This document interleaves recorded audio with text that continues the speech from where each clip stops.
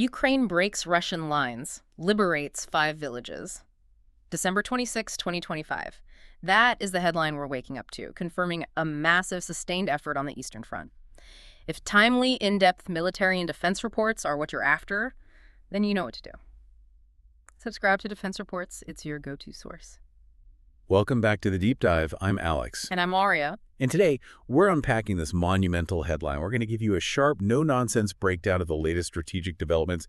We're diving deep into the really gritty operational details of this Ukrainian counteroffensive, the one that led to liberating 5 key villages in the Dnipropetrovsk region. And this might be signaling a real evolution in how Ukraine is approaching long-term defense. It seems like it. And, we're going much deeper than just territory was taken. Right. Our mission today is to really analyze the long-term significance of this victory. It was a hard one, very localized victory. Right. But we have to place it in the context of the broader Russian campaign, which for months has been focused on one thing, trying to bypass Ukraine's main fortified positions, what we've been calling the fortress belt. And the sources we've analyzed for this deep dive, they reveal some truly astonishing details, cliffhangers, really. We're going to dissect all of them for you. We really are. For instance, this was an operation that basically defined the entire autumn of 2025.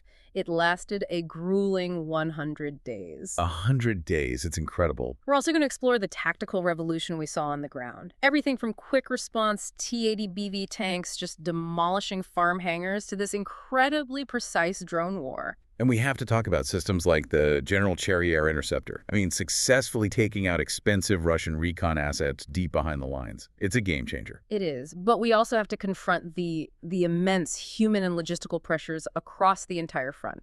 Russia's evolving strategy of what they call battlefield air interdiction, striking railways 100 kilometers from the front. And the devastating consequences of targeting civilian energy. And then there's the really alarming part. The geopolitical fault lines.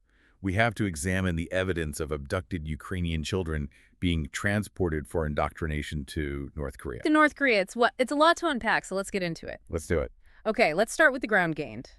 The headline event here is the liberation of 5 villages in the Dnipropetrovsk Oblast. We're talking about Uristopol, Novoselivka, Sosnivka, Korosha, and Voron. And that is a significant local success, especially with winter setting in, as the war enters this next grinding phase in late 2025. But what's so fascinating operationally is the sheer duration. As you said, this wasn't a quick assault. Not at all. Over 100 days. It stretched through the entire autumn. It was the 3rd Assault Battalion of the 225th Separate Assault Regiment, with some support from the 20th Army Corps. And the military command itself described this as a unique case of sustained advancement. That suggests really high level of logistical resilience. And a serious commitment to this one objective. Which, it immediately raises a question for me, considering how grinding this war is. Why this particular spot? Why the Sinelnikov Ran? Specifically, Velikomikalivka Hromada. Yeah. Why was that worth a 100-day assault? It all comes down to the strategic value of Dnipropetrovsk as a whole. Yeah. Before the war, this was Ukraine's undisputed industrial heartland. It was the central logistics hub for the entire country. Right. The main city, Dnipro, has also become a sanctuary for millions of internally displaced people. Yeah. So if the Russians could crack Dnipropetrovsk... They'd sever critical supply lines, they'd destabilize the rear. Exactly. They'd threaten the entire structural integrity of Ukraine's defense. Yeah. So holding this region isn't just about territory. It's about defending the critical logistical spine of the Eastern war effort. So this operation, the liberation of these villages, it was really a strategic reversal of Russia's campaign plan for late 2025. A complete reversal. Their goal was to use this area to outflank Ukraine's main defensive positions, that fortress belt we mentioned, further east in Donetsk. By stopping that, Ukraine didn't just secure vital ground. They prevented a potential collapse of their entire eastern defense by just eliminating a pincer movement before it could form. And the sources also note that geography played a pretty big role here. A huge role. You have the Vopsha River. It acts as a formidable natural barrier, especially as it weaves through that area. And rivers, well, they're incredibly valuable in modern defense. Because they force an attacking army to concentrate at crossing points. Makes them predictable targets. Exactly. Dnipropetrovsk is essentially a fortress oblast, and it's buttressed by this natural defense line. Okay, let's dive into the tactics then. Yep. The specifics of that failed Russian maneuver. The sources detail this risky pincer movement near Velikomikalivka, but They were using infantry and these light all-terrain vehicles, not heavy armor. Why that shift? Because of the terrain you just mentioned, the wetlands, the broken rural roads around the Volga River. It was just terrible for Russia's standard heavy armor, Yeah. their T-72s or BMPs. They'd just get bogged down. Completely. So the Russians were trying to trade armor protection for speed and maneuverability. They were hoping to infiltrate, get a toehold before Ukraine could even react. So what was the Ukrainian response to these fast, light units that were trying to slip past the main defenses? It was this perfect synergy of, old and new doctrine. The sources confirmed that when Russian infiltrators were spotted setting up in some farm hangars near Oleksivka, the Ukrainian command did something really risky. What was that? They sent in T-80BV main battle tanks for direct fire missions. They literally drove up, demolished the hangars, and got out immediately, using that kind of decisive, precise firepower against light infantry. It shows they're willing to commit valuable assets for quick surgical strikes. But the real game changer here, it seems to me, was air superiority in the micro sense. I mean, the drone operators. Oh, drone dominance was the defining factor. It's what ensured that 100-day operation could even succeed. We're talking about FPV drones and drone-dropped grenades, just systematically hunting down every Russian supply truck, every single one of those light vehicles. So they starved the pincer before it could even get started. Exactly. By destroying their transport and isolating the infantry before they could dig in and consolidate, Ukraine just cut off the logistical support it needed to survive. It sounds like a nonstop, exhausting hunt. And the sources point to a specific piece of tech that gave them an edge. This General Sherry Air Interceptor drone. This isn't just about attacking infantry. This is strategic.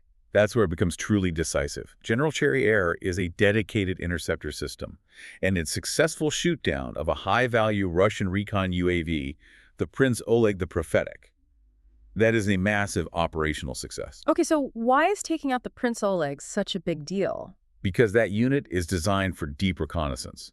It can photograph territory up to 45 kilometers behind the lines, and it costs about $100,000 per unit. Wow. So by neutralizing these assets, Ukraine is effectively blinding Russian artillery. If the Russians can't see you, they can't accurately hit you with counter-battery fire. This successful drone-on-drone interception, it just massively reduced the risk for Ukrainian ground troops and let them keep pushing. So while Ukraine was making these really complex, hard-fought gains, the sources show relentless Russian pressure everywhere else. Right, it wasn't happening in a vacuum. We're seeing heavy fighting reported daily in Huliaipol and the Zaporizhia region.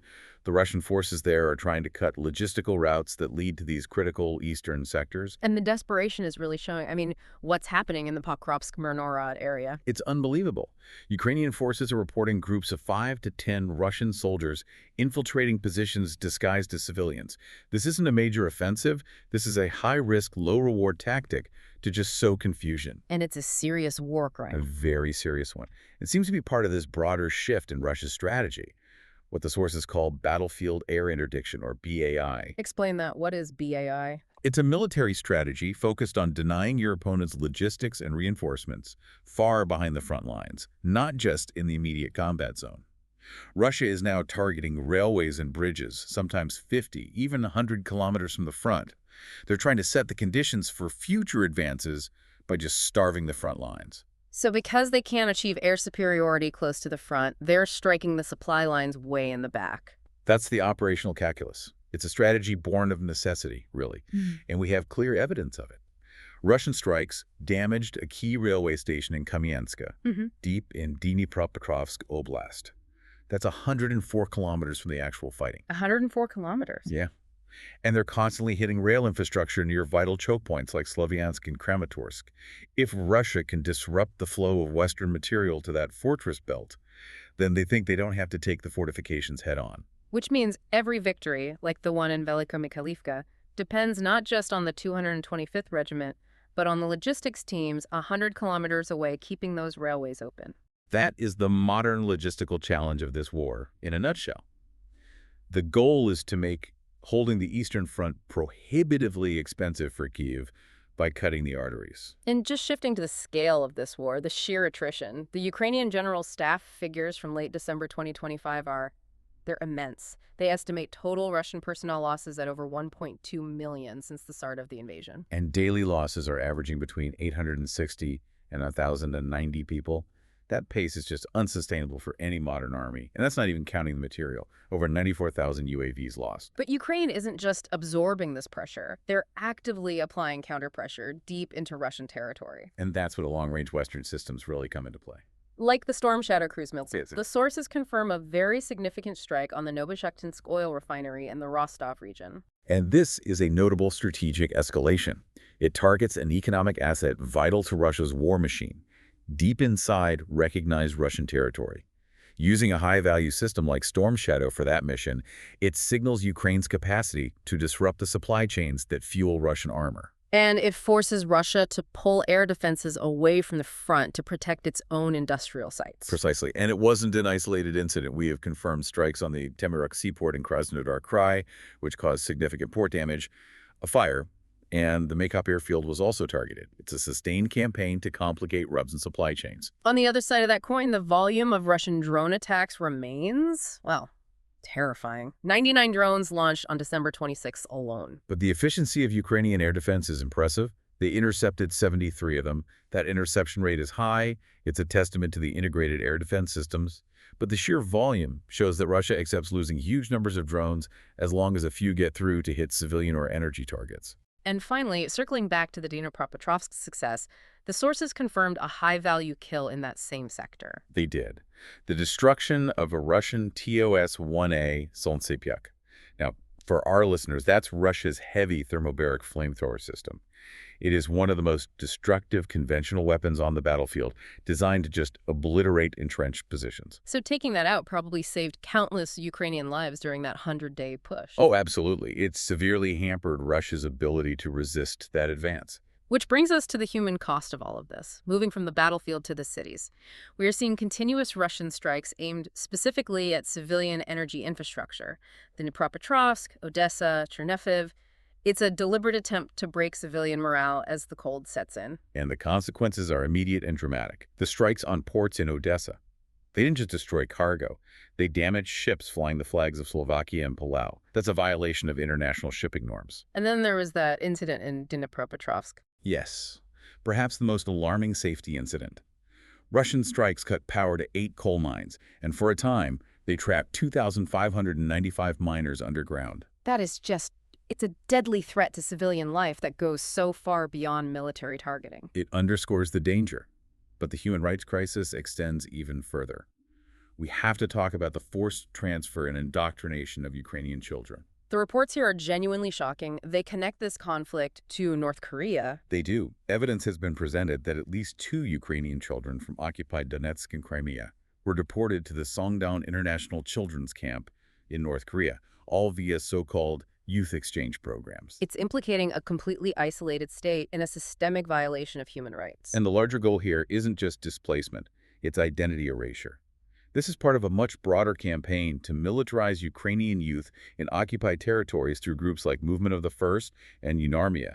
The goal is to sever their Ukrainian identity. So it's not just about controlling territory, it's about controlling the future population. That's a core element of their stated war aims. And finally, the diplomatic situation, which remains stalled.